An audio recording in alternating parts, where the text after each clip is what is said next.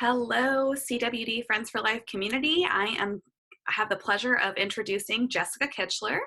She is a psychologist and a certified diabetes educator who specializes in working with chronically medically ill children and their families. She provides individual, family, and group therapy for children of all ages and their families. She also engages in research, education, and training in the areas of adjustment and coping, adherence, and the psychosocial outcomes of chronic illness in children and families. Dr. Kichler is professor of pediatrics at the University of Cincinnati Medical School in the Division of Behavioral Medicine and Clinical Psychology at the Cincinnati Children's Hospital Medical Center in Cincinnati, Ohio. Welcome, Jessica. Thank you. All right, I'll share my screen now and let you see my presentation. There we go. I'll leave me over here in the corner. Okay, so today I'm going to be talking about helping parents with transitioning from tweens to teens and from teens to young adults. So we have a couple of different developmental shifts that happen, and so this talk is really geared towards parents. So hopefully the parents who are watching and listening are either anticipating their child moving into the tween stage, or you're somewhere along the path from tween to teen and teen to young adult. So I want to sort of tackle each developmental stage a little bit and what we might think about of how you can be the most supportive and the most helpful to your emerging adults. Hold on, click forward. Why are we not clicking forward? Okay. So obviously I was designing this a little bit towards being an in-person one. So in general, at this point, I would ask, who's the parents of tweens, who's the parents of teens, and who's the parents of young adults? So obviously I can't ask that now, but I'm going to gear it towards each of the three different developmental stages. And I'm going to move my little self down here so you can see. So just as an overall picture, as kids were moving through childhood and adolescence and young adulthood, in 1970, when a lot of us parents were born or were coming of age and different ages, a lot of times when you were 21 years old in 1970, you were married, you were a parent, or you were getting ready to be a parent, your education was done, and you were really settling into your long-term employment. And a lot of times employment at that point, you sort of were with a company or with a certain employment, and that's what you did, or a certain job, and that was it. And so in the past 30, 40, 50 years, there's really been a shift from 21 being much more of an established, what we would consider adult-like behaviors now, whereas now, well, as recently as 2004, and I think this trajectory is even more pronounced now, you're not married until your late 20s, you're not having children until your late 20s, early 30s.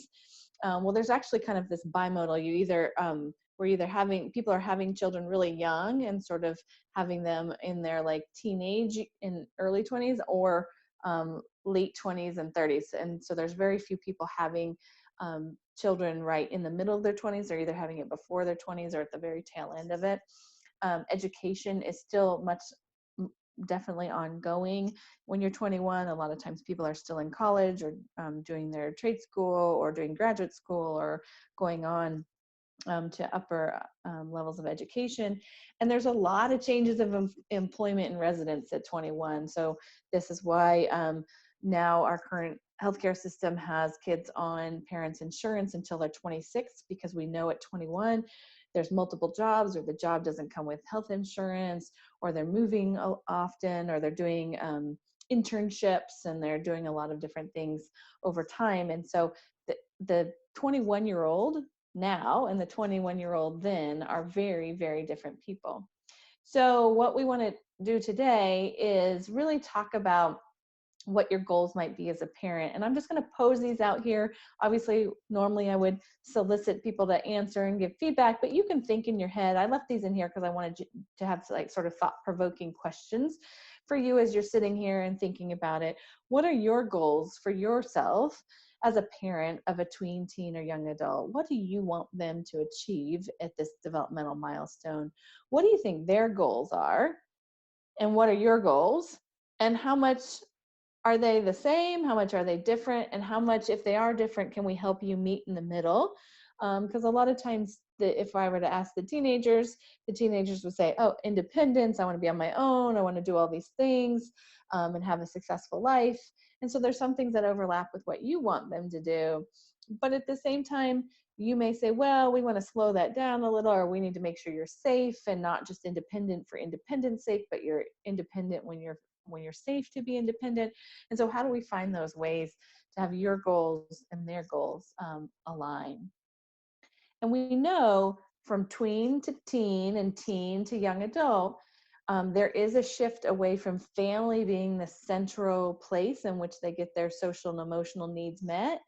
And it does move towards their own self and their peers. And that's completely normal. And that's completely what we expect kids to do. We still want family to be the foundation, but we know that peers and their own self-interests are going to become more and more important.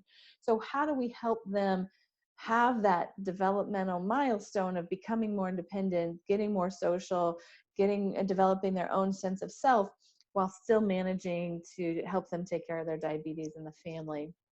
A lot of times we know that teenagers and young adults have this feeling of invincibility, and they participate in higher risk behaviors. Developmentally, they'll, more likely to experiment with alcohol or drugs, driving without being safe, sexual activity in unsafe ways. So we know that all of these things happen in this time frame. And so how do we have them minimize the impact of that within the context of their diabetes? And they're managing other life stressors. No other time in our lives do we have quite as many changes happening, both physically, cognitively, emotionally, with school, with friendships are changing. All of these things are it's a very stressful and tumultuous time. And then diabetes is in the background of all of that. Similarly, some common diabetes challenges that are happening at the same time are they're negotiating their self-identity and diabetes. So are they someone who really embraces their diabetes identity, if that's a part of who I am, or are they someone that says, nope, I want to pretend like it's not there at all? And so they're really trying to find that balance of how do I keep it part of who I am without it maybe overly defining me or not defining me enough. How to even keep diabetes on the radar at all, because there's so many other competing activities that diabetes becomes their last thought. This is a time frame that depression, anxiety, and distress can kick in if they're having a lot of adjustment issues to high school or to college, or something else is happening. You can have depression and anxiety and distress that's completely independent of diabetes, but then it happens to impact diabetes, because if you're depressed in general and you're not succeeding in college and you're sleeping all the time in your dorm room and you're not going to classes, that's going to impact your ability to take care of your diabetes as well. And so that all suffers as well. And we know when blood sugars are up and down and up and down and are very variable, that really can make you emotionally variable as well. You can be up, down, right alongside your numbers. So it really can impact your diabetes. And another diabetes challenge is you may think at your tween years, okay, we've got a good teamwork, we got a good plan, and then you got to renegotiate at teen years. And you got to renegotiate it a couple times probably in teen years, because we've got the early teen years, the 13, 14, 15, and then we've got the late teen years, the 16, 17, 18, and then we've got the transitioning to young adult years of going off to college or starting your first job or moving out of the house for the first time. And so there's going to be a lot of times at which you and your child have to assess and reassess who's doing what roles and who's doing what management, and how you guys are going to adjust to that, because it is ever changing, and it needs to change, and it's not a bad thing to change, but we can't just sit and say, okay, we have a plan, this is what we're going to do, because 1 or 2 years later, it's going to be very different.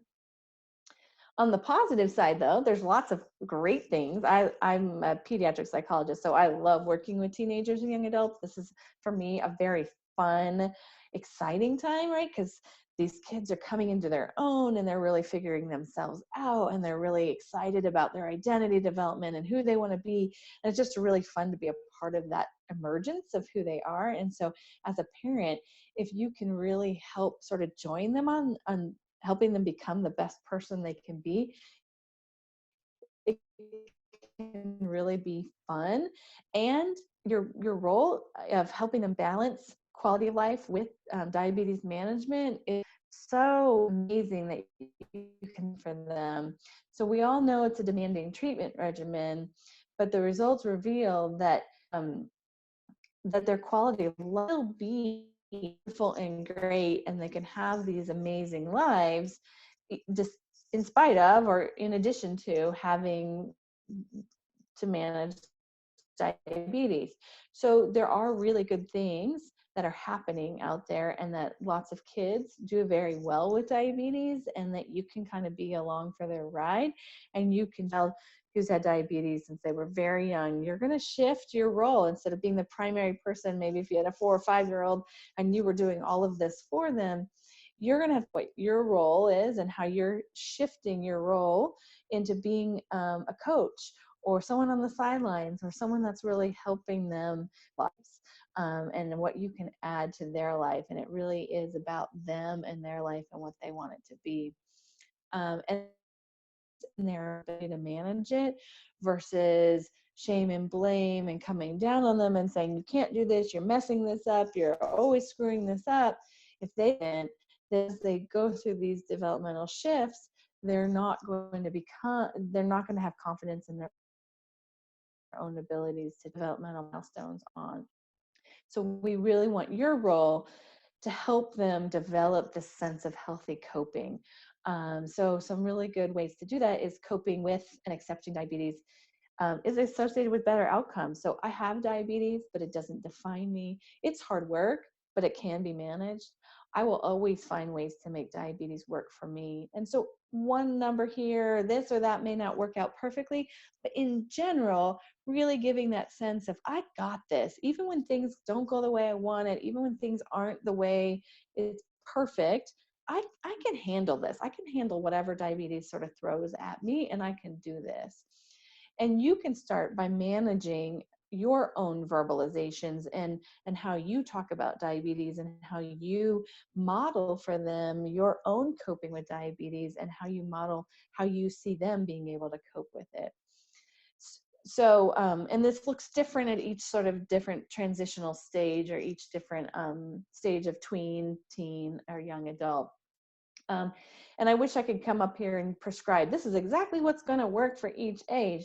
But you also have to take into account what your family values are, and how your family dynamics are. But in general, have a plan, and have a plan that you're comfortable with implementing. It may not be something that you're totally able to control, but you can say, hey, we've come to the middle, we've negotiated, and that you're slowly teaching the skills with your supervision. So there's this concept of scaffolding, and scaffolding means when instead of you doing it and then just handing it off to them, is that you go through this process of you doing it as the parent, to having them do it just outside of their comfort zone, the next task that's maybe a little bit harder for them to do with your supervision, and then the next task which is maybe a little bit harder with your supervision, and have them scaffold it out until they're doing it independently. And just like when you were taught self-management skills, if you were a parent of a child with diabetes, when you were first diagnosed, hopefully the nurses didn't just hand it to you and say, do it.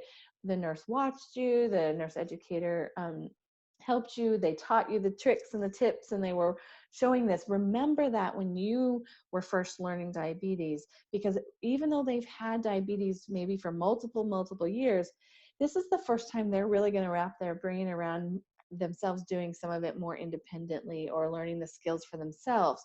So take your own self back, and have empathy back for when you were deer in the headlights in the hospital trying to learn how to put insulin into an orange, and thinking about that, though, that your kids are really at that stage when they're having to own it for themselves, and you really can teach them that ownership to their diabetes management. And then supervise it and watch it and check in on it and slowly shift to more and more independence. And then keeping the lines of communication. It may be that you worked on a skill and then your tween is like, that felt like too much. I can't do the pump, can, fill all by myself. I need this. And so it's always a dance, and that you're never going to go 100% like, here's your skill, I'm never taking it back. But let's slowly do it. And if that feels like too much, or it's too hard over the summer to do it, or I can do it, but on vacation, can you do it? Have those open communication lines so that as you're teaching skills, you're always willing and able to take them back, even for brief periods of time, so that the teen doesn't feel quite so trapped by it, that they feel like you guys are both on this, doing this. And so similarly to teaching skills, right? This is what you can do at each developmental stage, is teach them how to do the nuts and bolts kind of diabetes skills. But more importantly, to teaching, here's how you fill a pump, or here's how you change a set, or whatever, I really want you as parents to think about how you are interacting with your child, whether it's a tween, a teen, or a young adult, with a growth mindset. So first and foremost, I want you to really think about your own mindset. If you are stuck a little bit more in a fixed mindset versus a growth mindset, to be really aware of that, because if you're in your own fixed mindset, then it's going to be really hard for you to instill a growth mindset in your child. And the research that's coming out recently, in the past year, there's been some psychologists down in Memphis who have been really looking at growth mindset and diabetes outcomes. And they've really found that the more people are endorsing and having a growth mindset, the better the diabetes outcomes are from a diabetes management point of view. And the definition of fixed mindset is this idea of, I'm either good at it or I'm not. And when I'm frustrated, I just give up. I don't like to be challenged. And when I fail, I feel like I'm no good. I need people to tell me I'm smart and I can do it. And then if somebody else succeeds, then I feel threatened. And my abilities determine everything. So it's this idea of, it's one way and one way only. And if it's a failure, then I take it personally and I internalize that.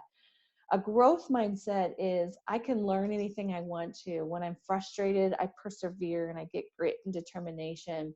I like to challenge myself.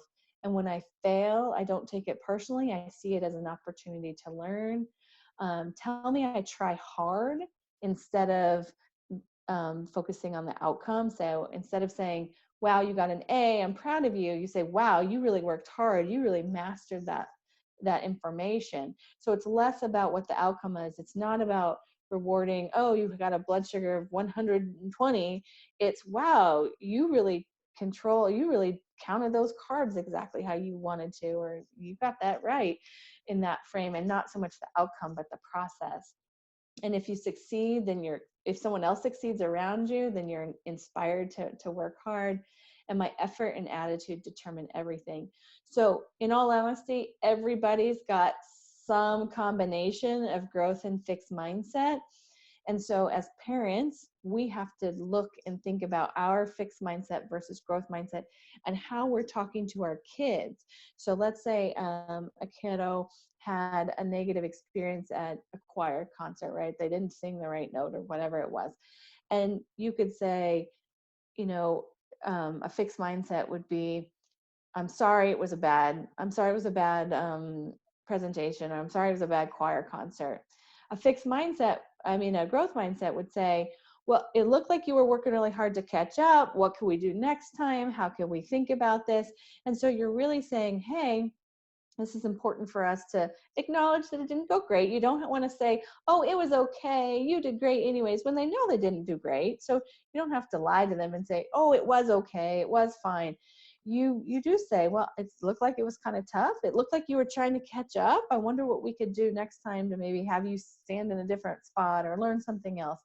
So you're really starting to do your growth mindset talk with life in general, but especially with diabetes. So if there's a low blood sugar, why did this happen? I don't understand this. We did everything right. Versus, that's interesting. I wonder if we could do this. Or, I'm thinking about why this is happening this way. And you really are sort of verbalizing what's going on in people's heads of really thinking through that, you know what, you worked hard. We, you know, even though we had a low, we worked really hard at trying to keep the low from happening at the birthday party. It happened. What can we learn for next time? And let's move on. So I just want you to really think about your own fixed versus growth mindset. And there's some examples. So there's this book called Mindsets for Parents by Ricky and Lee. And so I have it at the end of this that you could purchase or buy or what have you. And it's a really nice book on parenting kids. It's not for diabetes, but in general. And you could say, and they have a little quiz in there about how you would answer right now and what are some different ways that you would have a fixed mindset, a growth mindset, or a neutral mindset. So I won't go through those questions here, but how do you handle it? So you notice your child is struggling with a task. Do you distract her with a different task? Do you let her know that struggle is okay? Or do you help her with the task? There's nothing wrong with all three, but really, which one is a growth, which one is a fixed mindset of, okay, we don't deal with struggle, so I'm going to move you away from struggling, letting her know that struggle is okay, or helping her with the task. And so there's some different things that you would do if you wanted to do a little bit more growth mindset versus neutral versus fixed. And then you can think a little bit, and then once you do the little quiz, it puts you on a scale. I'm going to move myself over here a little bit so you can see it. And you can look at when you're giving praise and when you're doing perseverance and resiliency. Are you praising your child for being smart, athletic, and talented? Or are you praising them for effort? When your child struggles, are you intervening and providing assistance? Or are you supporting from the sidelines? And if it's resiliency, when my child fails, I'm usually suggesting that they stop trying, or when they fail, I view failure as a bump in the road to success. So it's really giving you some concrete ways, and they have nice examples and things like that, that you can sort of rate yourself on these different qualities and really thinking about how you're building this growth mindset. So the Big Life Journal is a really cool interactive workbook. It's more for, I would say it's definitely more for tweens and maybe younger teens in terms of the Big Life Journal. I think they say 8 and above, but I think older teens would probably think it's a little bit juvenile. So it's probably more of that, 10 to 14-ish range. But they really talk about a parent's guide to growth mindset. But this Big Life Journal is for kids, and it's an interactive workbook, and it really helps them see life as failures and mistakes are learning. And then they give parents some advice on how you can do praise for effort, how the power of not yet, where when kids say, I can't do this, and you say, you don't know it yet, or you can't do it yet. And with practice and determination, you will. And so the power of that word yet is not saying, yes, you can do it, when it's not really true that they can, but yeah, you can't do it, not yet, but we're going to get you there. And so that's always that growth mindset. And this idea that your brain is like a muscle. And when you learn, your brain grows. And so we want to really help those kids thinking like, I'm not going to come out born able to do all of these things. Learning and growing is just like if I'm learning to ride a bike, it's a muscle. I'm going to have to train my brain to think this way. And then recognizing your own mindset and asking kids and really getting them to talk about, what did you do today that made you think hard? What new strategies did you try? What mistake did you make that taught you something? And what did you try that was hard? Because we really want to show them we value persevering and trying hard and trying new things, even if it yields quote unquote failure, because it's really helpful, because diabetes is going to be a lifetime of constantly changing and adapting and refining and thinking you have it one way, and then you have to move and change. If we think diabetes management is always going to be this one way, that rigidity is not going to serve our kids well. But having that growth mindset of, hey, I can roll with it and I can change it and I have confidence and I can do this, then when they go from tween to teen and teen to young adult, they've got that ability to roll with it and make really good choices and not just give up. So there's some everyday things that you can do to enhance growth mindset. If you have a younger kid, you can do games and puzzles that stretch thinking. There's this game called Rush Hour, and you can think of other things like that. And you have to get the car out of the center by moving all the pieces around. And so these sort of analytical brain games are always really helpful. There's chapter books on optimism and problem solving. I put Willy Wonka on the Chocolate Factory because that's a lot of problem solving where he had to work through each of the different stages. Developing grit and determination. And there's a grit guide for teens, which is a really nice workbook that really helps kids, teenagers mostly, obviously, work through different grit and figuring out how to persevere when things are hard. And then there's another book called The Gift of Failure, and giving your children the gift of failure, and finding those places where you let them fail a little bit. Obviously, you have to have some safety there. We can't have them fail completely, but you can have little places. And as a tween, you might let them fail a little bit less. But then as a young adult, as they're moving off to college and have some bobbles, that they're going to have the gift of failure because that's how they're going to learn. And there's this nice quote, love challenges, be intrigued by mistake, enjoy effort, and keep on learning. So Carol Dweck is the one who really hallmarked this idea of growth mindset. And so growth mindset and diabetes is practice, practice, practice. As I mentioned before, there's these zones of performance. There's the comfort zone, that scaffolding learning zone, and then the panic zone. And we don't want you to send your kids to the panic zone. We want to just kind of stay right in that optimal zone of that scaffolding zone where they're learning things just out of their comfort zone, and they're not staying there. And then I have some suggestions here for effective practice. Setting routine to practice a skill, like let's say it's a pump site change, or set a time, a space, a location, get all the tools needed, track their progress, model the skill, be overt about what the next skill is, rewarding effort, not perfection, allowing for breaks, keeping it fun and positive. So these are all things that you can do as you're moving from sort of tween to teen, especially, and learning the management. And like I mentioned, I've mentioned a couple of different books throughout this presentation. Here's the Mindsets for Parents that I was talking about, and here's the Big Life Journal. That is an amazing journal for teens and tweens, raising teens with diabetes. And then the Dream It is a playbook to spark your awesomeness. Again, the only one in here that is a diabetes specific one is this one. These other ones are parenting in general, but easily expanded to diabetes. And the Dream It one is an optimism, goal setting kind of book. And again, that's really kind of geared towards this Big Life Journal. Dream It is sort of that tween and teen stage. So I just wanted to put those out there as well for you to think about. All right, and we'll get to some questions. All right. Thank you, Jessica. I think those are really helpful tips. So I think I have a few questions that we got from the CWD team. And the first one is, how can parents of children help their child assume more responsibility without overwhelming them? Mm-hmm. I think that's as simple as having the conversation first that says, what is it you want to take over? And then let's come up with a timeline, and not have it be the parent saying, well, I think they should be ready. There's no age at which anyone should be doing anything, but to really think about what is your child's sort of maturity level, what's your child's emotional availability, and then also what do they want to do too, because we really want that to be a dialogue where you're thinking about your child. And there's no magic at 14, they should be doing their own pump set change.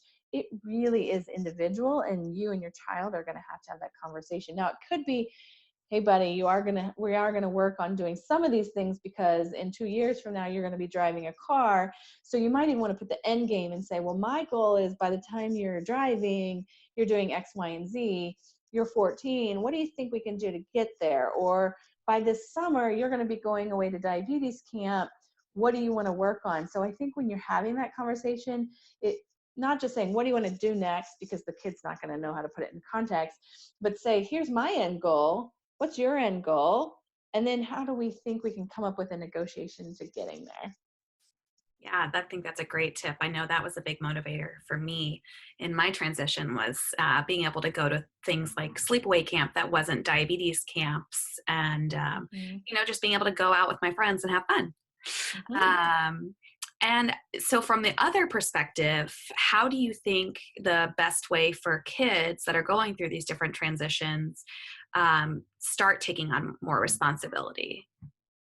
I think they start taking on more responsibility by, even if their parent is still supervising and watching, that they're doing it ahead of the reminders. So if you are a teenager and you feel like, okay, I really think I can handle this, then start to do it before that reminder comes in. Show that initiative. Be like, oh, I went ahead and did that, or oh, I put this out together, or I know I needed to do this, so I went ahead and I told you about my low strips or whatever in advance. So as much as you can, every time you've done something, communicate to your parents, even though that might feel the opposite of like, wait, I'm trying to be independent, I don't want to talk to my parents about this.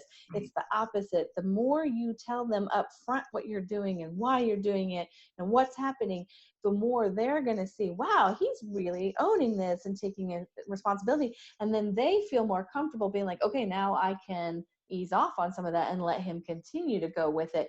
But it feels opposite. I need you to talk to your parents more, and I need you to tell them more for a little while until they're assured that you have it, and that you're owning it. And it's less about you saying, I got it, I'm not going to tell you anything because I've got it. It's the opposite of telling them more. Great. And then, this was another question, and I think this is something that most parents with kids with chronic illness struggle with is, what kind of disciplinary actions around diabetes management should occur, or Mhm. if any. Yeah.